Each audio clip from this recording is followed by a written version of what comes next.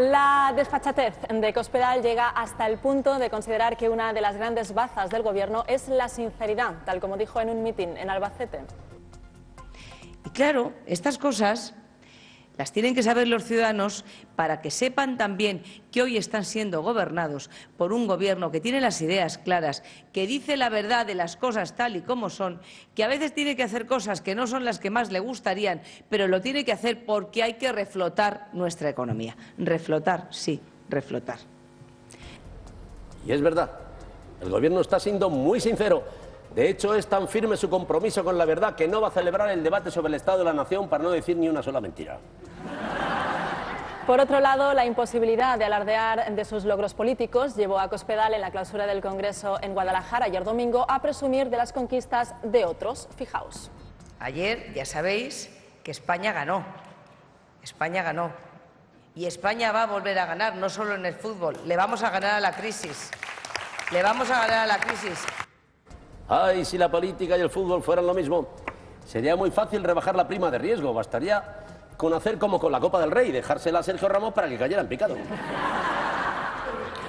Precisamente a María Dolores de Cospedal le dedicaron ayer un extenso reportaje en The Wall Street Journal. En él se describe a la presidenta de Castilla-La Mancha como una líder embarcada en una cruzada por la austeridad que no ha dudado en cerrar escuelas, despedir maestros y privatizar hospitales. El rotativo recuerda que la estrategia no está funcionando. Su economía ha dejado de crecer y ha aumentado el paro.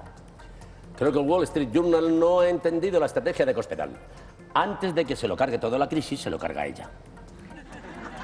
Ser justos, el título de líder de la austeridad también se lo merece Rajoy. Hoy mismo ha anunciado que pronto aprobará nuevas medidas económicas difíciles. El avance del presidente se ha producido pocas horas después de que el gobierno haya pedido oficialmente el rescate para la banca española. Sandra, basta ya de malas noticias.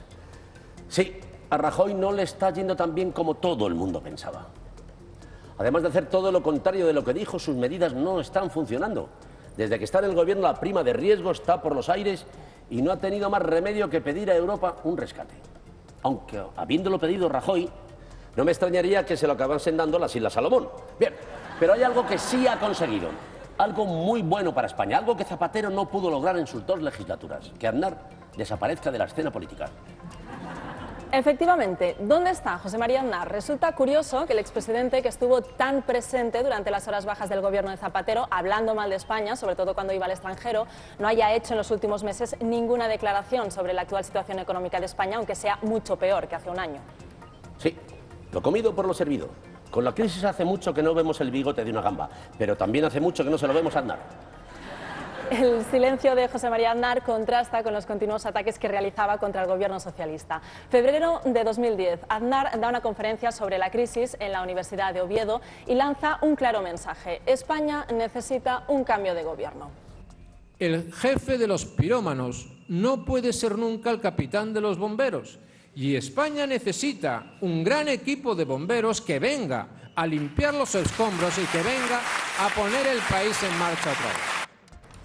El gobierno de Rajoy ha demostrado que Aznar tenía razón. Han hecho lo que hace todo buen equipo de bomberos: bajarse los pantalones para conseguir dinero. El mismo mes, en febrero de 2010, el expresidente da una conferencia y alerta sobre la situación extrema que vive España por culpa de Zapatero.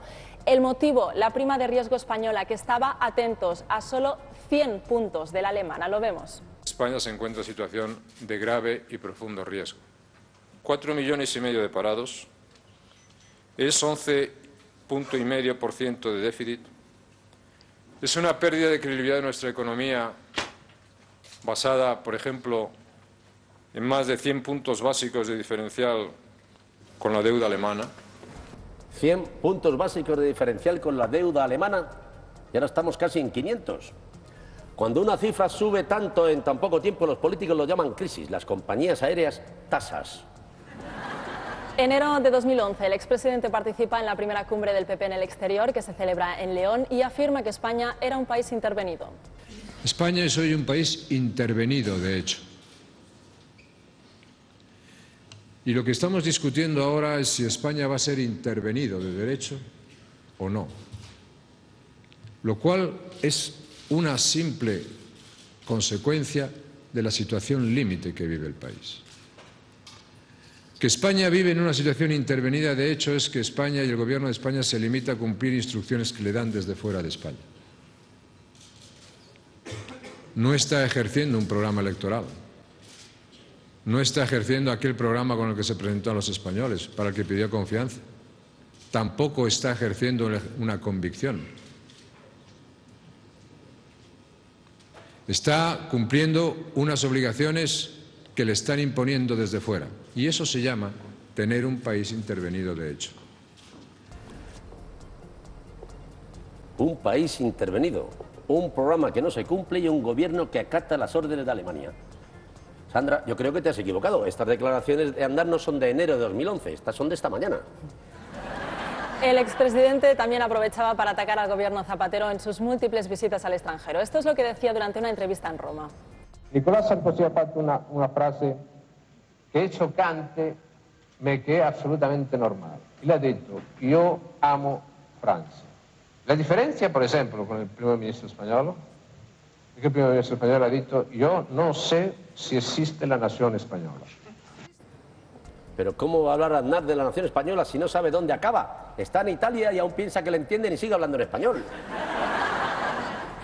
Aznar continuó difundiendo su mensaje allí donde se encontraba, Francia, junio de 2010. El expresidente concedía una entrevista de radio y repetía como un mantra que España necesitaba unas elecciones anticipadas. Lo escuchamos. Je dis que l'Espagne a besoin des élections anticipées. Et vous le répétez ce matin. Et je le répète, l'Espagne a besoin des élections anticipées avec urgence. Et c'est une condition indispensable pour animer un espoir pour le changement du pays.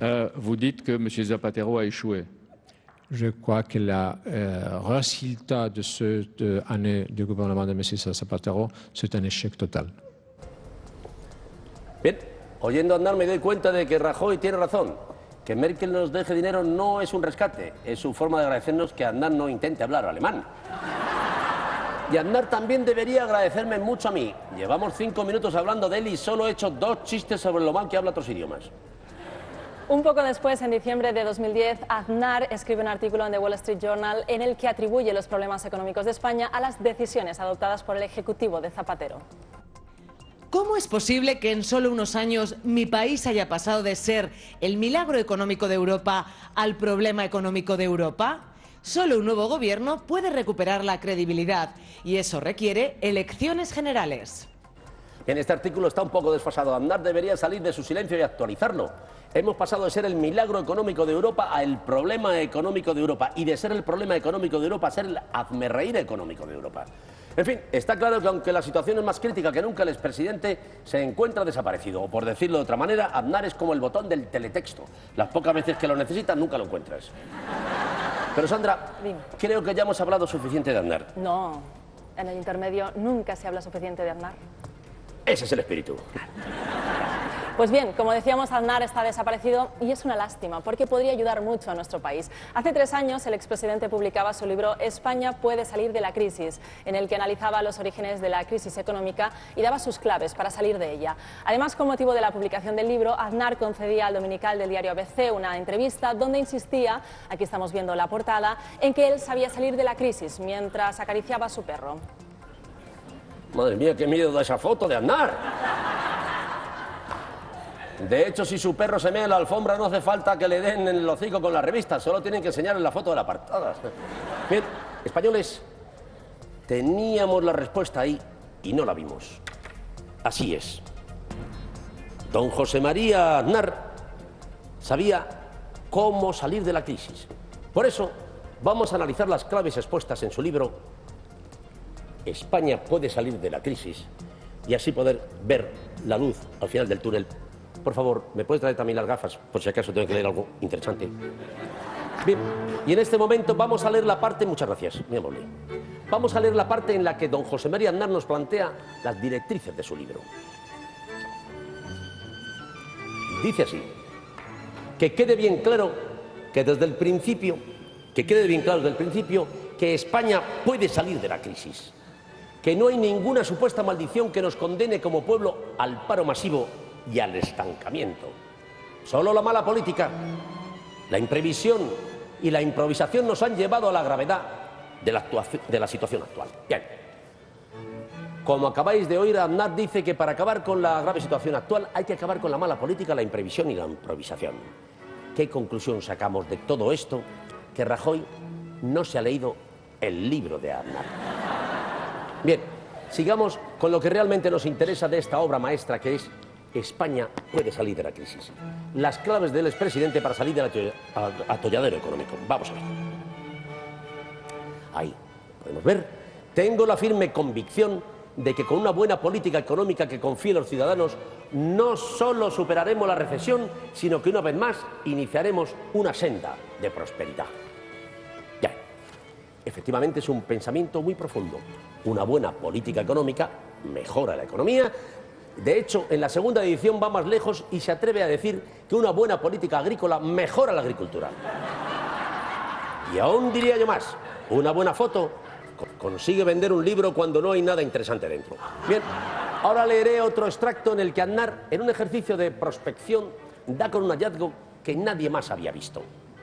Dice así: una España fuerte y cohesionada, fiable y respetable en Europa y en el resto del mundo, tendrá mayor capacidad de superar esta crisis que una España débil y desvertebrada, poco fiable para nuestros aliados y poco respetada en Europa y en el resto del mundo. Claro, ¿cómo no se nos ha ocurrido antes? Mejor una España fuerte, fiable y respetada que una España débil y que nadie respete. Aznar es un genio y desde luego el que va a salir de la crisis es él. Escribe un libro con cosas que todo el mundo sabe y luego lo vende por 20 euros. Bien, amigos, voy a terminar este análisis de España puede salir de la crisis con un rápido pensamiento que José María Aznar expone en él. Iba dirigido al presidente de gobierno Zapatero, el expresidente que teníamos antes, pero que ahora tiene más vigencia que nunca. Dice así: no me voy a recrear en el ya lo advertimos, aunque ahí están las hemerotecas que colocan a cada uno en su sitio. Efectivamente, don José María, las hemerotecas colocan a cada uno en su sitio y en su caso las hemerotecas, las cámaras de televisión y la librería donde se vende su libro. Pero, presidente, yo como usted no voy a caer en la tentación de alegrarme por estas palabras que ahora se vuelven en su contra. Un poco son los de ya te lo advertimos. Yo soy más de los que dicen ¡fa! En toda la boca.